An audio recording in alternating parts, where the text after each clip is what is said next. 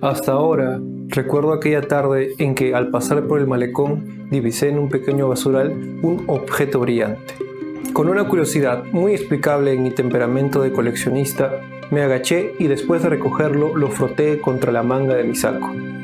Así pude observar que se trataba de una menuda insignia de plata, atravesada por unos signos que en ese momento me parecieron incomprensibles. Me la eché al bolsillo y sin darle mayor importancia al asunto, regresé a mi casa. No puedo precisar cuánto tiempo estuvo guardada en aquel traje que usaba poco. Solo recuerdo que en una oportunidad lo mandé a lavar y con gran sorpresa mía, cuando el dependiente me lo devolvió limpio, me entregó una cajita diciéndome: «Esto debe ser suyo, pues lo he encontrado en su bolsillo». Era naturalmente la insignia, y este rescate inesperado me conmovió a tal extremo que decidí usarla. Aquí empieza realmente el acontecimiento de sucesos extraños que me acontecieron. Lo primero fue un incidente que tuve en una librería de viejo.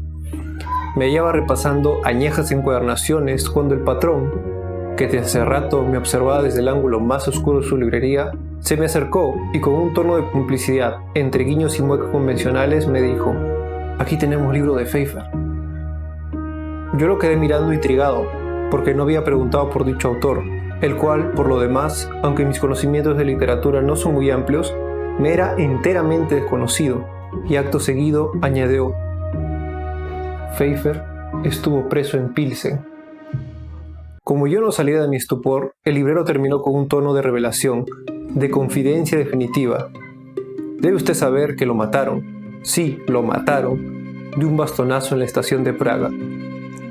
Y dicho esto, se retiró hacia el ángulo de donde había surgido y permaneció en el más profundo silencio. Yo seguí revisando algunos volúmenes maquinalmente, pero mi pensamiento se hallaba preocupado en las palabras enigmáticas del librero. Después de comprar un libro de mecánica, salí desconcertado del negocio.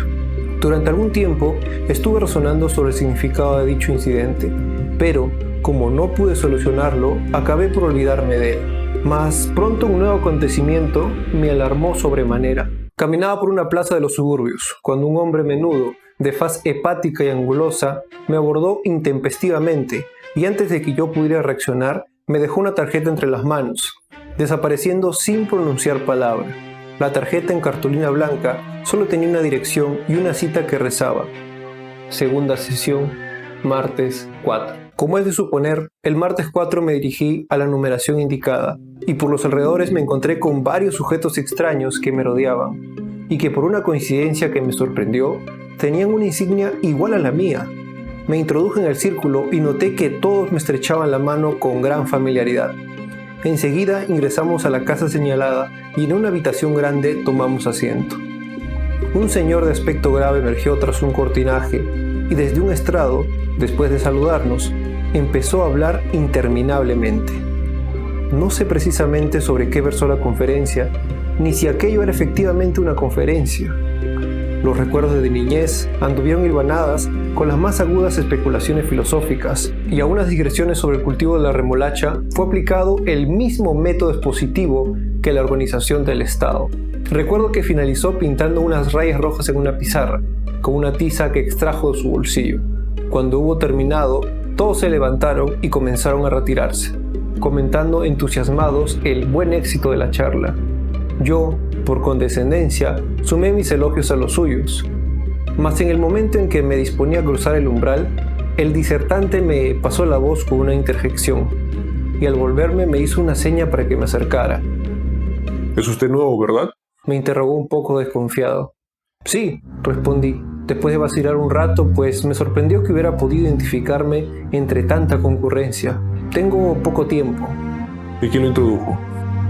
Me acordé de la librería, con gran suerte de mi parte. Estaba en la librería de la calle Amargura cuando el... ¿Quién? ¿Martín? Sí, Martín. Ah, es un colaborador nuestro. Yo soy un viejo cliente suyo.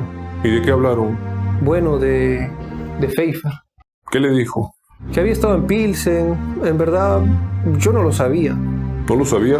No, repliqué con mayor tranquilidad. ¿Y no sabía tampoco que lo mataron de un bastonazo en la estación de Praga? Eso también me lo dijo. Ah, fue una cosa espantosa para nosotros. En efecto, confirmé, fue una pérdida irreparable. Mantuvimos una charla ambigua y ocasional, llena de confidencias imprevistas y de alusiones superficiales, como la que sostienen dos personas extrañas que viajan accidentalmente en el mismo asiento de un ómnibus.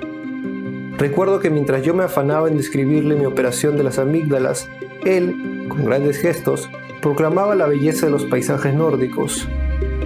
Por fin, antes de retirarme, me dio un encargo que no dejó de llamarme la atención.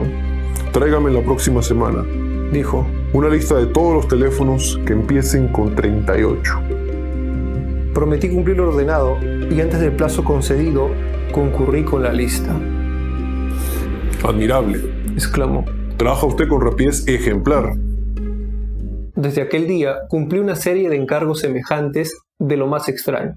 Así, por ejemplo, tuve que conseguir una docena de papagayos a los que ni más volví a ver. Más tarde fui enviado a una ciudad de provincia a levantar un croquis del edificio municipal. Recuerdo que también me ocupé de arrojar cáscaras de plátano en las puertas de algunas residencias escrupulosamente señaladas, de escribir un artículo sobre los cuerpos celestes que nunca vi publicado, de adiestrar a un menor en gestos parlamentarios y aún de cumplir ciertas misiones confidenciales, como llevar cartas que jamás leí o espiar a mujeres exóticas que generalmente desaparecían sin dejar rastro. De este modo, poco a poco fui ganando consideración. Al cabo de un año, en una ceremonia emocionante, fui elevado de rango. «Ha ascendido usted un grado», me dijo el superior de nuestro círculo, abrazándome efusivamente. Tuve entonces que pronunciar una breve alocución en la que me refería en términos vagos a nuestra tarea común, no obstante lo cual fue aclamado con estrépito. En mi casa, sin embargo, la situación era confusa. No comprendían mis desapariciones imprevistas, mis actos rodeados de misterio, y las veces que me interrogaron, evadí las respuestas porque, en realidad, no encontraba una satisfactoria.